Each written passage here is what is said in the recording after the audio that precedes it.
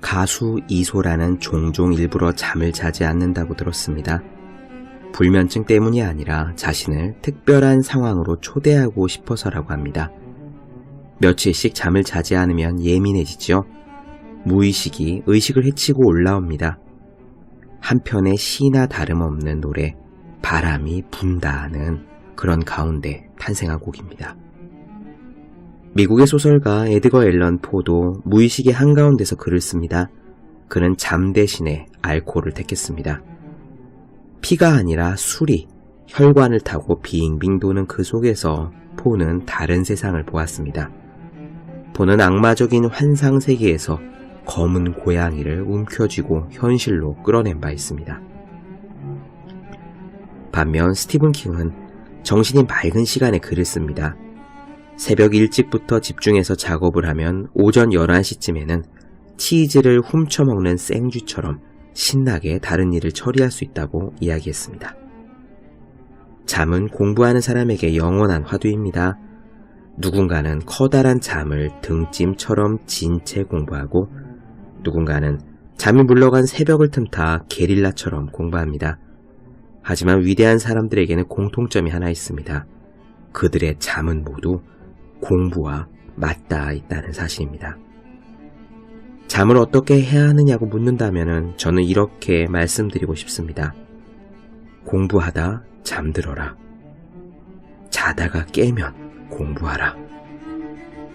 전장에서 죽는 것을 영광으로 생각한 바이킹 전사처럼 공부를 끌어안고 잠으로 향하면 어떨까요?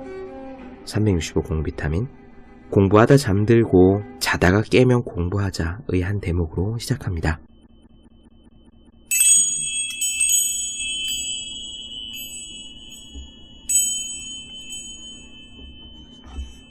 네, 안녕하세요. 본격 공부자극 팟캐스트 서울대는 어떻게 공부하는가 한재우입니다. 오늘은 애덤 그랜트의 오리지널스 중에서 아주 흥미있는 부분을 말씀드려 보도록 하죠. 형제 중에서 몇 번째로 태어나느냐, 형제 중에 서열이 독창성과 어떤 관련이 있느냐 하는 점과 우리는 자녀들을 기를 때 어떤 식으로 가르쳐야 이 자녀가 독창적이고 훌륭한 사람으로 자랄 수 있는지에 대한 부분입니다. 흥미가 가시나요? 형제 중에 몇 번째로 태어나야 독창적인 사람이 될 수 있는지 저는 제목만 보고도 이 부분이 아주 솔깃했습니다.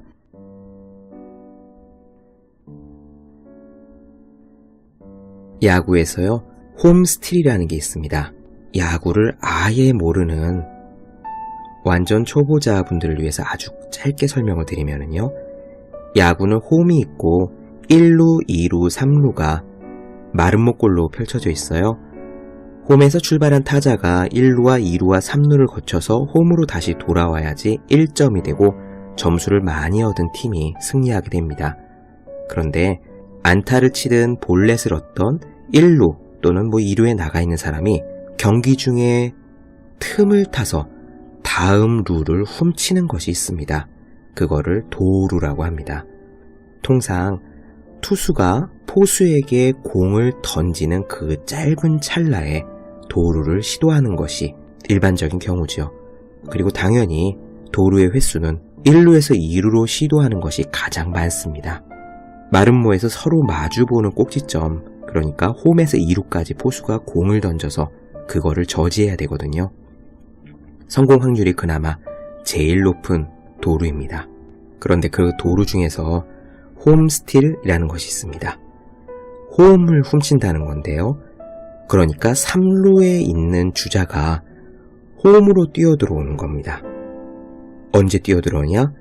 마름모의 한가운데 중심에 있는 투수가 홈에 있는 포수에게 공을 던지는 그 짧은 시간 동안 3루에 있는 주자가 홈으로 뛰어드는 게 홈스틸이에요.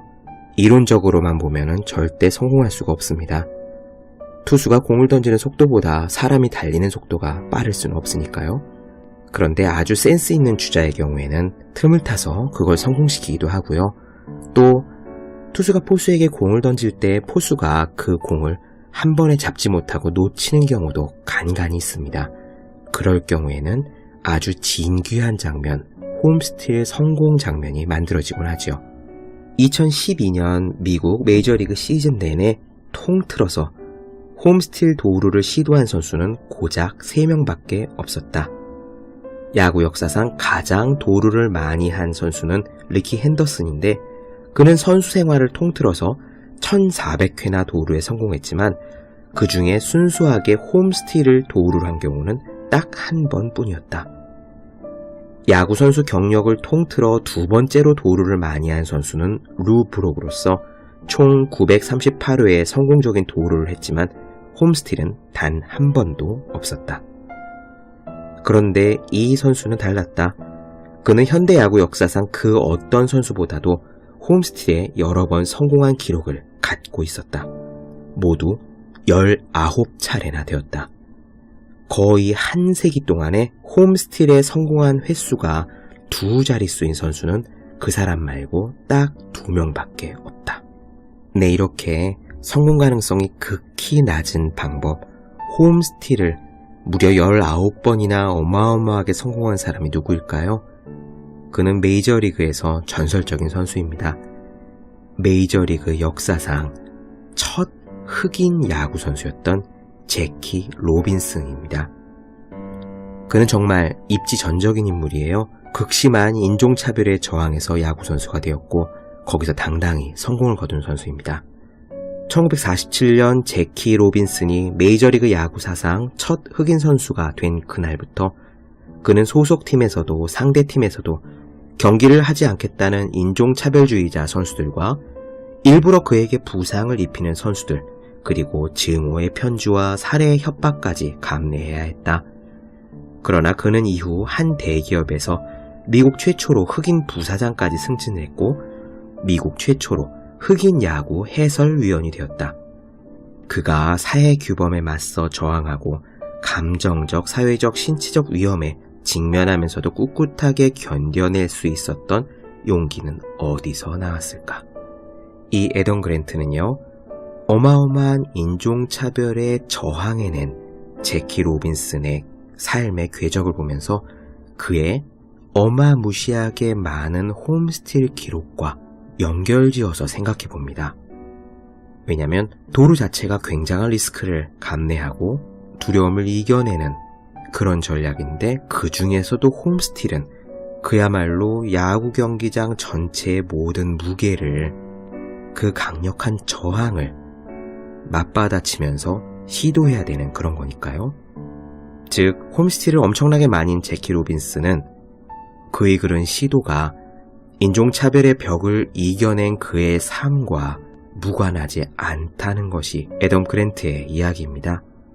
그런데 이게 그냥 우연히 떠올린 썰이 아니에요. 연구 결과가 있습니다.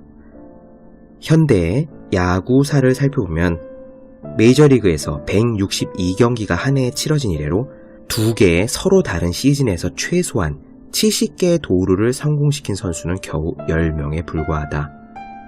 이들은 도루의 전설이라고 불릴 만한 선수인데 왜 어떤 선수들은 다른 선수들보다 도루를 많이 하는지 그 이유를 밝혀내기 위해 역사학자 설로우이와 심리학자 리처드 츠바에겐 하프트가 기발한 조사를 했다.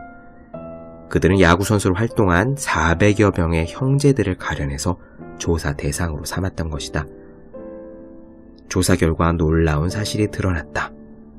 출생 서열로서 어느 형제가 더 도루를 많이 할지 예측할 수가 있었다. 조금 전에 말씀드린 2시즌에서 70개 이상의 도루를 성공시킨 고작 10명밖에 안 되는 전설적인 도루가들의 리스트를 보면요, 그 10명 중에서 출생 서열로 맞이인 사람은 한 명도 없습니다. 외동이기 때문에 맞이인 사람은 3명이 있지만 나머지 7명의 선수들은 모두 많은 형제자매 중에서도 상당히 뒤쪽의 서열이 속합니다. 연구가들은 이렇게 설명합니다. 나중에 태어난 형제들이 먼저 태어난 형제들보다 도루를 시도할 가능성은 무려 10.6배나 높은 것으로 나타났다. 서열이 낮은 형제들이 반드시 더 훌륭한 선수는 아니었다. 이를테면 서열이 낮은 형제들은 타율에서 더 나은 실력을 보여주지 않았다. 핵심적인 차이는 위험을 감수하는 성향이 어느 정도 강한가 하는 점이었다. 서열이 낮은 형제들은 도루를 더 많이 시도했을 뿐만 아니라 투수가 던진 공에 맞을 확률이 4.7배 높은 것으로 나타났다. 그것은 아마도 그들이 홈플레이트에 더 가까이 다가설 정도로 배짱이 두둑하기 때문인 것인 듯하다. 그리고 그들은 행동만 더 과감한데 그치지 않았다. 그들이 성공할 확률도 서열이 높은 형제들보다 더 높았다. 서열이 낮은 형제들이 도루에 성공할 확률은 3.2배 더 높았다. 나중에 태어난 사람들이 위험을 무릅쓸 가능성이 더 높게 나타나는 것은 비단 야구만의 이야기가 아니다. 정치와 과학에서도 이런 차이가 나타나는데 이는 사회적, 학문적 발전에 매우 중요한 의미를 지닌다. 한 기념비적인 연구에서 프랭크 설로웨이는 코페르니쿠스의 천문학에서 다윈의 진화론, 뉴턴의 역학, 아인슈타인 상대성 이론에 이르기까지 수십 건의 과학적인 혁명과 획기적인 연구를 분석한 바 있다. 그랬더니 놀랄만한 사실이 드러났다.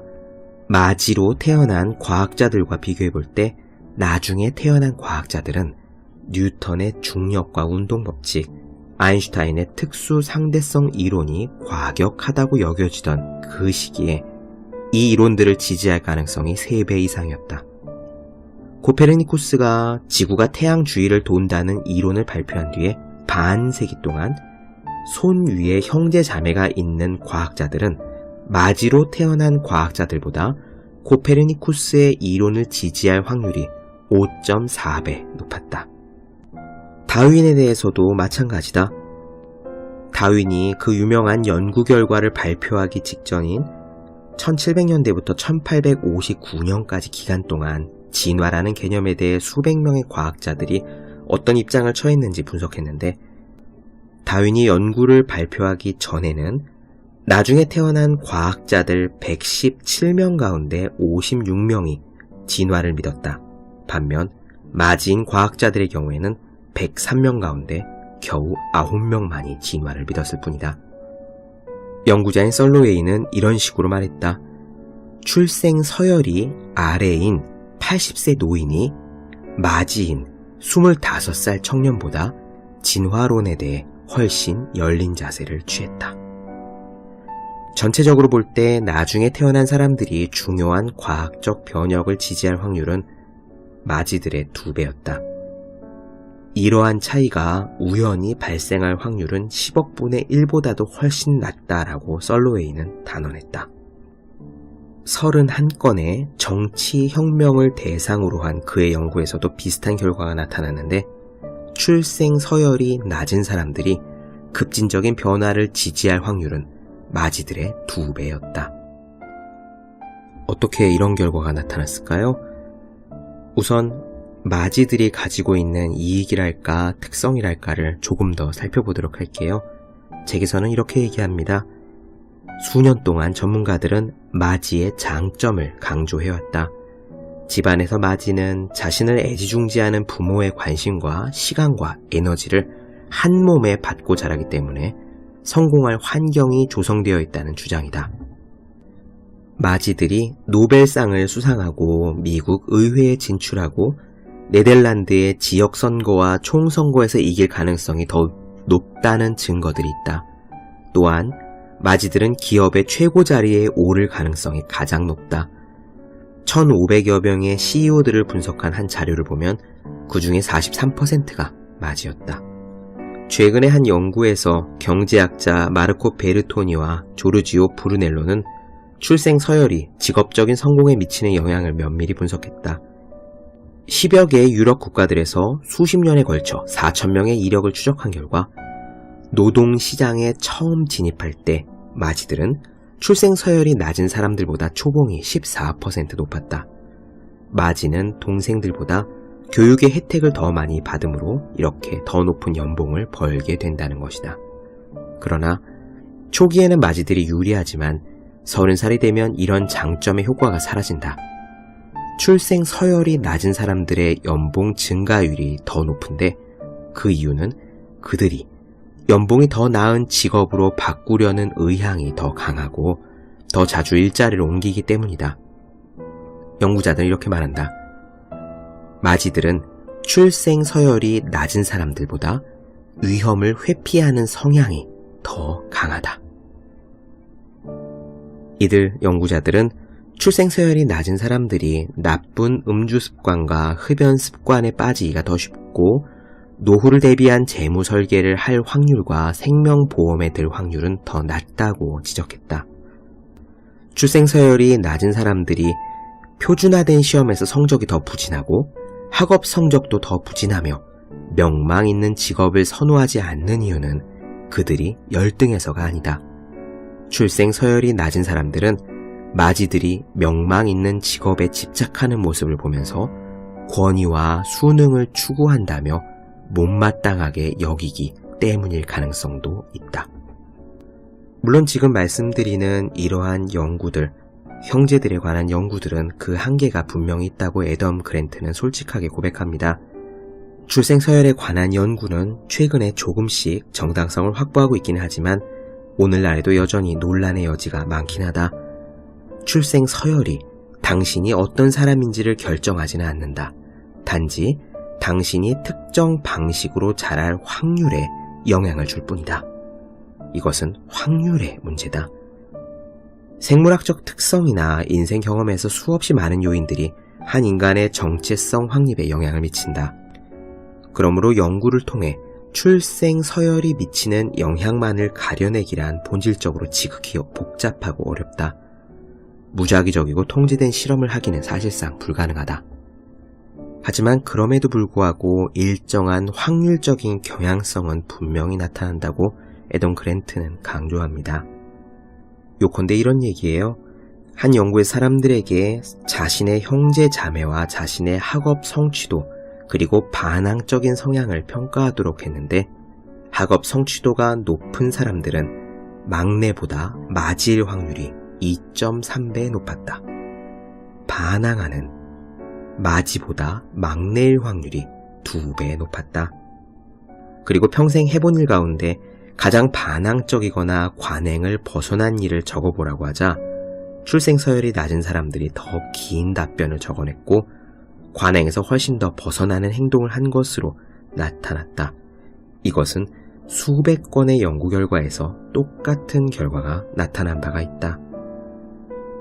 마지들은 기존 체제를 옹호하는 경향이 있는 반면에 출생 서열이 낮은 사람들은 기존 체제에 맞서는 경향이 있다. 왜 이런 경향이 나타났을까요? 애덤 그랜트는 그 답이 적소 찾기에 있다고 설명합니다. 적소 찾기라는 건요, 적소, 딱 맞는 장소라는 거예요. 이를테면 포지션 같은 겁니다. 왜 예전에 무한도전이 처음 시작했을 때 그런 얘기 많이 나왔었잖아요. 지금 엄청나게 인기가 많은 개그맨 정영돈 씨가 자기의 포지션을 정확히 찾지 못해서 엄청나게 괴로워했다는 이야기, 지금은 널리 퍼졌죠. 한 방송에서 팀으로 움직이려면 누군가는 먼저 리더의 자리를 차지할 거고 누군가는 넘버 2의 자리를 차지할 거고 누군가는 말썽꾸러기의 자리를 차지할 거고 그런 식으로 자기만의 적소를 찾아가게 되어 있습니다. 정영돈 씨가 초창기에 괴로워했던 거는 자기가 할 딱 맞는 역할을 찾아내지 못해서였는데요. 바로 이러한 적소 찾기 개념이 형제들 사이에도 적용이 된다고 합니다. 제기선 이렇게 말합니다. 적소 찾기는 이런 의문점을 해결하는 데 도움을 줄지 모른다. 적소 찾기라는 개념의 뿌리는 알프레드 아들러의 연구로 거슬러 올라간다. 심리학자 아들러는 부모의 양육법에 초점을 둔 프로이트의 이론은 형제 자매들의 성격 발달에 중요한 영향을 미치지 않는 것 같다고 믿게 되었다.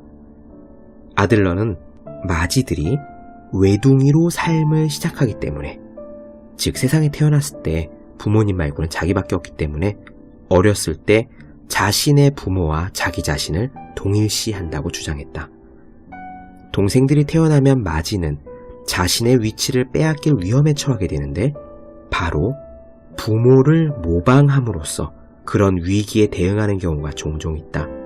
즉, 마지들은 나중에 태어난 동생들을 상대로 규율을 만들고 자기 자신이 부모인 것처럼 행사하려고 하기 때문에 동생들이 이에 반항할 여건이 형성된다. 손 위에 있는 형제 자매들과 직접 경쟁하려면 지적으로도 신체적으로도 극복해야 될 난관에 봉착하게 되는 나이 어린 손 아래 형제 자매들은 자기 자신이 두드러져 보일 수 있는 다른 방법을 모색한다. 책임감이 강하고 성취도가 높은 자리는 아무래도 마지가 차지할 가능성이 특히 높다. 마지들이 이 자리를 차지하고 나면 손 아래 형제 자매들은 똑같은 자리를 두고 효과적으로 경쟁하기가 어려워진다. 꼭 야구 선수뿐만 아니라 다른 세계에서도 이런 경향이 발견되는지를 알아보기 위해서 애덤 그랜트는 코미디언에 대한 연구로 눈을 돌립니다. 야구 선수를 배출한 가정 말고 다른 가정에서도 적소 찾기 현상이 두드러지게 나타난지 궁금한 나는 코미디 세계로 눈을 돌렸다. 코미디의 핵심은 반항이다. 코미디언들은 일반인보다 더 독창적이고 반항적인 경향이 높다는 증거가 있다. 나는 적소 찾기 이론에 비추어 보면 출생 서열이 낮은 아이들이 훌륭한 코미디언이 될 가능성이 더 높으리라고 예상했다. 보다 평범한 직업들은 손 위의 형제자매들이 이미 모두 차지해버렸기 때문에 손 아래 형제자매들은 같은 영역에서 손 위 형제자매들보다 더 똑똑하거나 더 강해지려고 애쓰는 대신에 더 웃기는 길을 선택할 가능성이 높다. 다른 재능과는 달리 남을 웃기는 재능은 나이나 성숙함과는 관련이 없다. 가족의 규모가 크면 클수록 형제 자매들 사이에서 자신을 드러내 보일 대안이 줄어들고 따라서 유머를 자신의 적소로 선택할 가능성이 높아진다. 그렇다면 위대한 코미디언들은 마지보다 막내일 확률이 높을까? 나는 이 질문에 대한 답을 찾기 위해 역대 최고의 100대 스탠드업 코미디언들을 분석해보았다. 통계적으로 생각하면 위 명단에 포함된 마지의 수와 막내의 수는 동등해야 한다. 그러나 위의 100명의 코미디언들의 출생 서열을 살펴보니 44명이 막내였고 마지는 겨우 21명이었다. 이 코미디언들은 자녀 수가 평균 3.5명인 가정 출신이었는데 절반 이상이 막내였다. 그렇게 많은 숫자의 위대한 코미디언들이 막내로 태어날 확률은 100만 분의 2밖에 되지 않는다.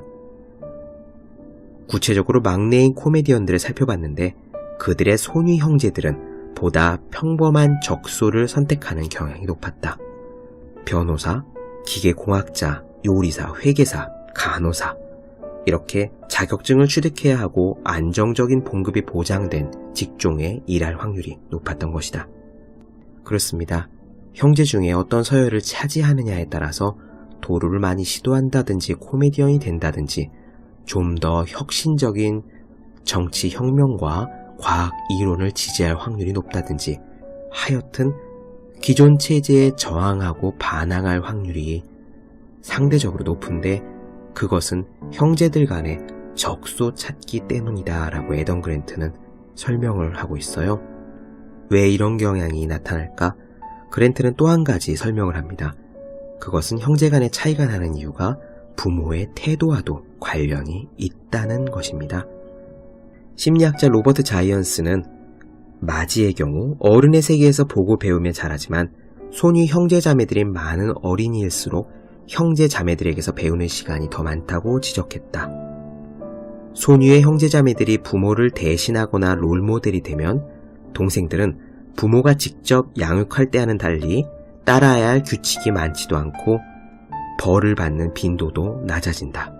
따라서 위험을 무릅쓰는 행동을 훨씬 일찍 시작하게 된다. 그들은 신중하고 찬찬히 잘 생각한 끝에 결정하는 어른들을 모방하지 않고 고작 몇 살 위인 다른 아이들의 행동을 보고 배우게 되는 것이다. 부모들이 부모 역할을 다른 자녀들에게 맡기지 않는 경우라고 할지라도 부모들은 첫 자녀가 생기면 엄격하게 훈육을 하지만 갈수록 너그러워지는 경향이 있다. 그들은 양육 경험이 늘어날수록 자녀 양육에 능숙해지고 긴장을 덜하게 되기 때문이다. 그래서 막내들은 말썽을 부리고도 야단을 맞지 않을 확률이 높아지고 위험한 행동을 시도해 볼 가능성도 높아집니다. 어렸을 때 그렇게 자라난 방식이 나중에 어른이 돼서도 삶에서 헤쳐나가야 할 과제들 앞에서 해볼 만한 도전이라고 여기고 일단 부딪혀보는 경향이 생겨난다는 것이죠. 그러면은 우리가 가진 독창성이란 기존 체제에 저항해서 무언가 새로운 것을 만들어내고 의문을 제기하는 능력이란 우리가 몇째로 태어났는지에 이미 결정되어 버리는 것일까요? 혹은 부모가 어떻게 해야 첫째든 둘째든 막내든 가리지 않고 보다 독창적인 사람으로 키울 수 있는 것일까요? 애덤 그랜트는 이렇게 설명합니다. 첫째들의 경우에도 막내들과 마찬가지로 아이들을 양육하는데 자율성을 보다 많이 부여하면은, 즉 조금 전에 설명드린 것처럼 손 아래 자녀들은 부모로부터 좀 더 많은 자유를 가지고 이것저것 시도를 많이 하며 자라듯이 첫째를 키울 경우에도 그런 식으로 자유를 많이 부여하고 엄격한 규칙을 덜 가지면은 독창성 자체가 길러질 수 있다고 이야기합니다. 그런데 문제가 한 가지 생겨요. 자유를 주면은 독창성은 길러질 겁니다. 저항하는 습관도 길러질 거죠. 그런데 독창적이고 반항하는데 그러한 성향이 어떻게 해야 훌륭한 사람으로 자랄 수 있도록 잘 다듬어질 수 있을까? 그냥 저항만 많이 하는 문제야 반항하러 끝나는 것이 아니라 그러한 저항이 의미 있고 훌륭한 사람이 되려면 어떻게 양육을 해야 될까? 즉, 독창성을 가지면서도 훌륭한 자녀를 키우려면 어떻게 해야 되는지 애덤 그랜트는 설명을 이어나갑니다. 다행히도 애덤 그랜트가 이 책에서 우리에게 답을 주었어요. 우리는 꼭 막내로 태어나지 않더라도, 그리고 우리 자녀가 꼭 막내가 아닐지라도 독창적이면서도 의미 있는 가치관을 지닌 훌륭한 사람으로 자랄 수 있고 기를 수 있다고 이야기합니다. 계속 읽어볼게요.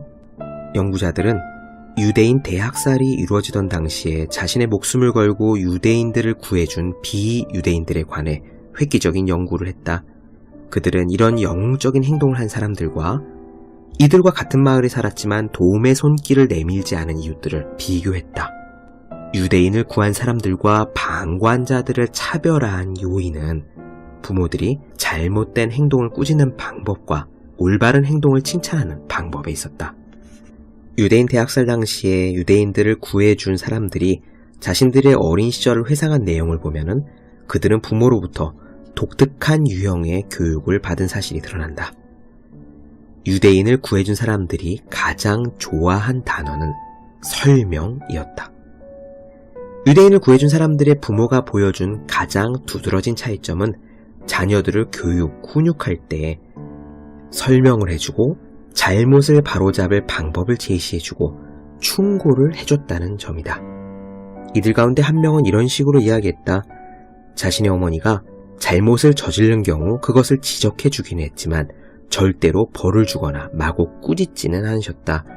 어머니는 내가 무슨 잘못을 했는지 이해시키도록 애쓰셨다. 무조건 때리거나 윽박지르는 것이 아니라 설명을 통해서 잘못을 납득시키려 인내심을 가지고 부모님들이 꾸준히 노력했다는 점에 핵심이 있습니다. 그러면 어떻게 설명을 해야 될까요? 설명하는 팁도 있습니다.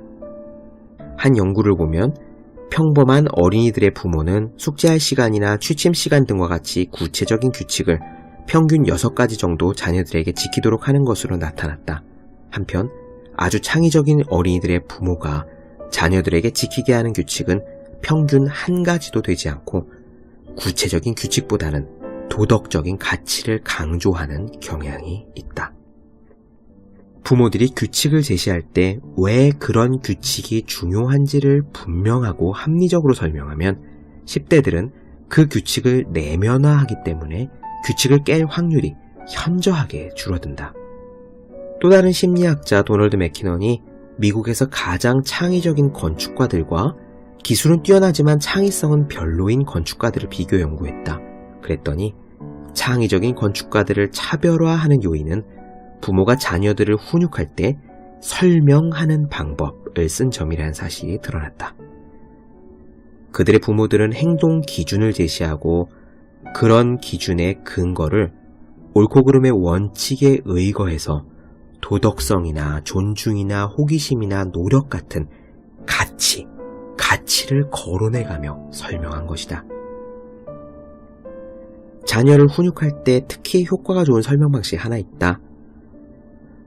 왜 자녀의 행동이 부적절한지 설명하면서 그 가치를 설명하면서 그런 행동을 했을 때 다른 사람들에게 어떤 결과를 초래하게 되는지를 거론하면 효과가 있다.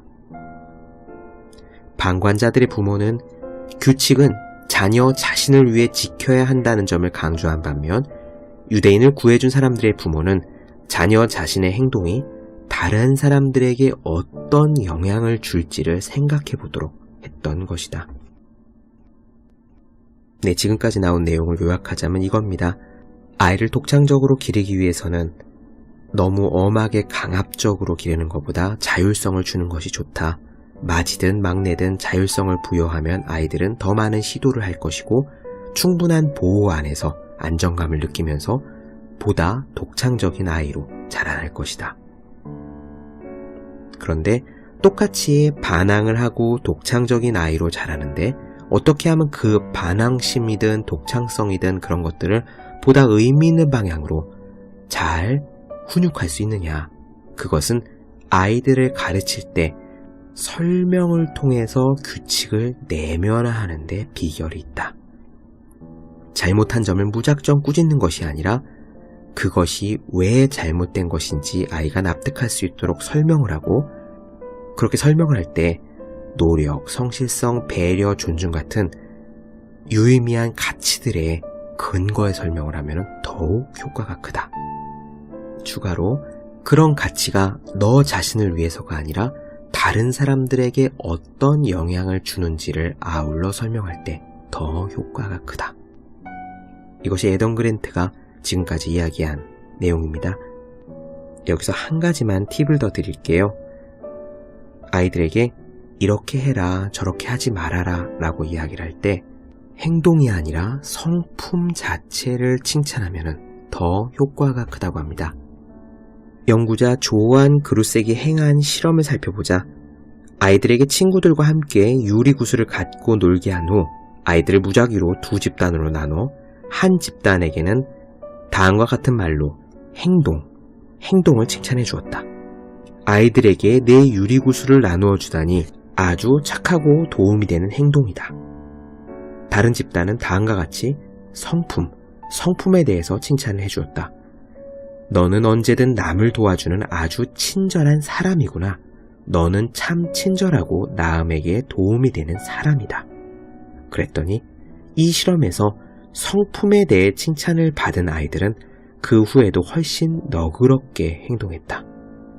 남을 잘 돕는 사람이라고 칭찬을 받았던 아이들 가운데 2주 후에 병원에 입원한 또래들을 즐겁게 해주려고 공작품을 만들 재료를 준 아이들은 45%에 달한 반면에 도와주는 행동을 칭찬받은 아이들 가운데 그런 행동을 다시 할 아이들은 10%에 불과했다. 아이들은 성품에 대한 칭찬을 받으면 그 성품을 자신의 정체성의 일부로 내면화하게 된다.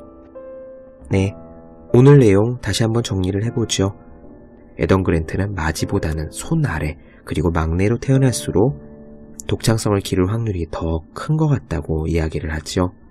이것은 수많은 형제들 간의 서열에서 자신의 포지션, 적소를 찾는 데서 나타나는 형상일 것이라고 추측합니다. 다행인 점은 우리의 독창성이 그리고 우리 자녀들의 독창성이 단지 서열로 완전히 결정되어 버리는 것만은 아니라는 거예요. 맏이든 막내든 똑같이 자율성을 부여해주면은 그들도 역시 독창적인 사람으로 자라날 겁니다. 다만 독창성을 가진 상태에서 보다 훌륭하고 의미 있는 아이로 기르기 위해서 아이들을 가르칠 때 납득할 수 있게 설명하는 것이 중요하다는 것. 설명할 때는 노력, 배려, 존중 같은 보편적인 가치의 근거에서 설명한 것이 중요하다는 것. 그리고 그러한 행동이 너 자신을 위해서 뿐만 아니라 다른 사람들에게 어떤 영향을 미치기 때문에 좋은 거다라고 설명하는 것이 아이를 훌륭하게 만들 수 있습니다. 그리고 마지막으로 그러한 칭찬의 효과가 오래 가려면은 구체적인 행동을 칭찬하는 것이 아니라 그 행동으로 하여 아이가 어떤 성품을 갖고 있느냐까지 칭찬하는 것이 더 파급 효과가 크다고 애덤 그랜트는 이야기를 했네요. 네, 저는 마지인데 책을 읽으면서 뜨끔한 점이 좀 있었습니다. 그리고 제 주변에 형제들이 있는 친구들을 살펴보면서 상당히 수긍할 만한 점이 있었고요. 지금이라도 부족한 독창성을 끌어내서 더 훌륭한 무언가를 만들어야 할 텐데 하여튼 노력을 해야겠지요.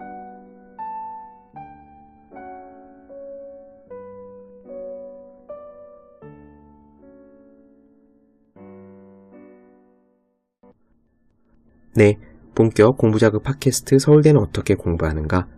오늘은 형제들 간의 서열과 독창성에 어떤 관계가 있는지에 대한 이야기를 나눠보았습니다. 더 많은 이야기가 궁금하신 분들, 질문사항이 있으신 분들은 네이버 블로그 허생의 즐거운 편지를 찾아주시면 되겠습니다.